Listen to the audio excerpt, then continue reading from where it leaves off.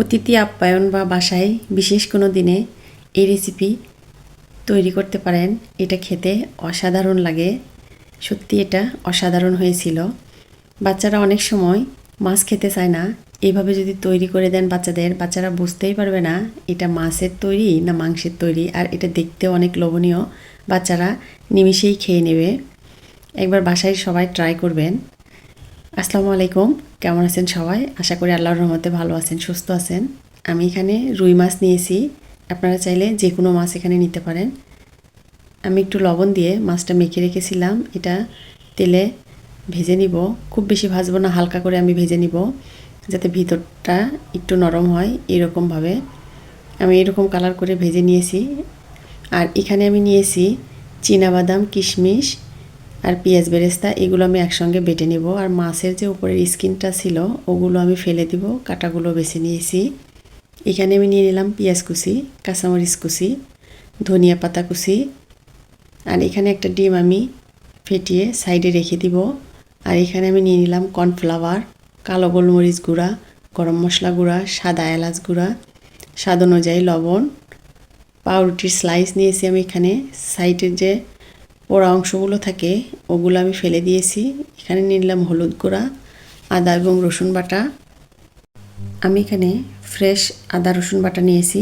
অবশ্যই চেষ্টা করবেন এখানে ফ্রেশ আদা রসুন বাটা নেওয়ার। না হলে আগে থেকে যদি বেটে রেখে দেন বা ফ্রিজে রাখেন ওইটা একটু গন্ধ করবে। সবগুলো উপকরণ আমি একসঙ্গে ভালো করে মেখে নিব। আমি এখানে একটা লেবুর স্লাইস নিয়ে কিছুটা লেবুর রস আমি চিপে নিয়ে নিলাম। এতে মাছের যে একটা স্মেল থাকে ওইটা আর থাকবে না। সবগুলো আমি ভালো করে মেখে নিলাম। মেখে নিয়ে আমি ডিমের এখানে সামান্য অংশ দিয়ে দিলাম, খুব বেশি না, 4 ভাগের 1 ভাগ দিয়ে আমি এটা আবারও ভালো করে মিশিয়ে নিব। এটা আমি এরকম গোল গোল শেপ দিয়ে তৈরি করেছি। আপনারা চাইলে আপনাদের পছন্দ মতো শেপ দিতে পারেন, তবে কোপ্তার শেপটা এরকম গোল গোল করে দিলেই দেখতে বেশি ভালো লাগে। আমি সবগুলো এইভাবে তৈরি করে নিব। আপনারা চাইলে হাতে একটু তেল মেখে নিতে পারেন। আমি এমনি নিয়েছি। আমি কড়াইয়ে এগুলো একটু লাল লাল করে ভেজে নিব। আমি কড়াইয়ে তেল দিয়ে কড়াইটা একটু গরম করে নিয়েছি। তেল দিয়েই যদি এগুলো দিয়ে দিই তাহলে কড়াইয়ে লেগে যাবে। তেলটা যাতে একটু ভালো হয়ে গরম হয়ে আসে, তারপরে চুলার আঁচটা একদম কমিয়ে দিয়ে এটা ভাজতে হবে। হাইটে ভাজলে তাহলে এটা উপরে একদম কালার চলে আসবে আর ভিতরে একদম কাঁচা থাকবে। যদিও মাছটা রান্না করা, কিন্তু উপরে একদম বেশি কালার চলে আসবে, পুড়ে যাবে। এই জন্য চুলার আঁচটা লো ফ্লেমে রাখতে হবে। আমি সবগুলো একে একে এরকম গোল্ডেন কালার করে ভেজে নিয়েছি। আপনারা আপনাদের পছন্দ অনুযায়ী কালার করে ভেজে নেবেন। আমি ভেজে এগুলো উঠিয়ে রাখবো। আমি কড়াইয়ে দিয়ে দিলাম তেজপাতা, সাদা এলাচ, দারচিনি, পেঁয়াজ কুচি এবং আস্ত জিরা। এগুলো একটু ব্রাউন কালার হয়ে আসলে আমি এখানে দিয়ে দিব আদা রসুন এবং জিরা বাটা। এগুলো একটু তেলে ভেজে নিব। নিয়ে এখানে দিয়ে দিব সামান্য পরিমাণ পানি যাতে পেঁয়াজ পুড়ে না যায়। দিয়ে দিব 1 চা চামচ লাল মরিচ গুঁড়া, 1/2 চা চামচ হলুদ গুঁড়া, স্বাদ অনুযায়ী লবণ। যেহেতু আমি মাছে লবণ দিয়েছি তাই এখানে পরিমাণটা বুঝে দিতে হবে। মশলাগুলো আমি একটু ভালো করে কষিয়ে নিব।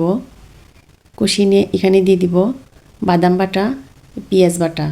এগুলো আমি আর একটু ভালো করে কষিয়ে নিব। আমি আবারও একটু পানি দিব। পানি দিয়ে ভালো করে এই মশলাটা আমি কষিয়ে নিব। মশলাটা যত ভালো করে কষাবেন এই কোপ্তাগুলো খেতে তত ভালো লাগবে। আমি এখানে দিয়ে দিলাম 2 চা চামচের মতো ফেটানো টক দই, 1/2 চা চামচ গরম মশলা গুঁড়া। সবগুলো মশলা আমি একসঙ্গে ভালো করে কষিয়ে নিব। মশলাটা এমনভাবে ভালো করে কষাবো যাতে মশলার উপরে তেল উঠে আসে। এখন মশলাটা অনেকটা কষানো হয়ে গেছে। এই সময় আমি দিয়ে দিব 2 চা চামচের মতো টমেটো সস। আপনারা চাইলে এখানে ফ্রেশ টমেটোও দিতে পারেন, সেটার টেস্টটাও খুব ভালো হবে। টমেটো সসটা দিয়ে আমি আরও কিছুক্ষণ একটু কষিয়ে নিব। উপরে যখন এরকম তেল উঠে আসবে আমি তখন এখানে গরম পানি দিয়ে দিব ঝোলের জন্য। আমি এখানে পরিমাণ মতো পানি দিয়ে দিলাম। যে পরিমাণে ঝোল রাখবো পরিমাণ বুঝে আমি এখানে পানি দিয়ে দিব। আমার রান্নাগুলো যদি ভালো লাগে প্লিজ যারা ফেসবুক থেকে দেখছেন আমার ফেসবুক পেজটা ফলো দিয়ে রাখবেন, আর যারা ইউটিউব থেকে দেখছেন আমার ইউটিউব চ্যানেলটা সাবস্ক্রাইব করে রাখবেন। আমি যে কোপ্তাগুলো ভেজে রেখেছিলাম এবার ওই কোপ্তাগুলো এখানে দিয়ে দিব, আর এখানে দিয়ে দিলাম 4টা কাঁচামরিচ দিয়ে আমি ঢাকনা দিয়ে ঢেকে দিব। এতে কোপ্তাগুলো নরম হয়ে আসবে আর কাঁচামরিচের সুন্দর একটা ফ্লেভার আসবে। আমি নামানোর আগে দিয়ে দিব কিছুটা ধনিয়া পাতা কুচি। সবাই ভালো থাকবেন, সুস্থ থাকবেন। আল্লাহ হাফেজ।